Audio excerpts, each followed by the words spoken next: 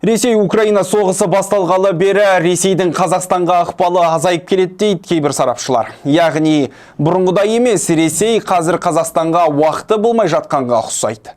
Расымен Ресейдің ықпалы азайып бара жатыр ма?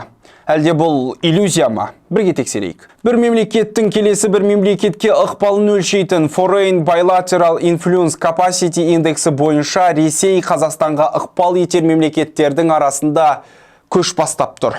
Бірақ бұл жағдай үнемі тұрақты болмаған, кей кездері Еуроодақ елдері көш бастаған.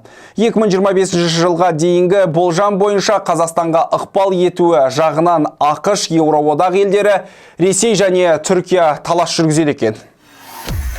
Санкция салдарынан Ресейден көптеген компаниялардың кетіп жатқаны белгілі. Осыдан кейін ресейлік компаниялар бизнесін Қазақстан арқылы жүргізу керек екенін түсініп, Қазақстанға ықпалын одан әрі арттыруды көздейтін анық. 2024 жылғы наурыздың басында Ресейден Қазақстанға $1,5 миллиард болатын 41 компанияның көшкені белгілі болды. Сондай-ақ тағы 37 компанияда көшу процесі жүріп жатыр. Көшіп келгендер қатарында Honeywell, InDrive, Fortescue, Skoda, GE Healthcare және Philips бар.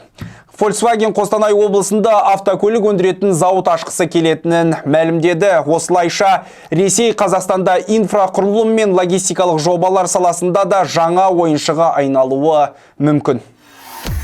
Қару-жарақ және әскерге келетін болса, Қазақстанда қару сатып алу әлі де болса Ресейге байланысты болып отыр. Стокгольм бейбітшілікті зерттеу институты деректеріне сәйкес 1992-2022 жылдары Қазақстанның қару импортының 85,5% Ресейге тиесілі болды. Ал НАТО елдерінің үлесі ақш, Түркия, кейбір Европа елдерін қосқанда 7%.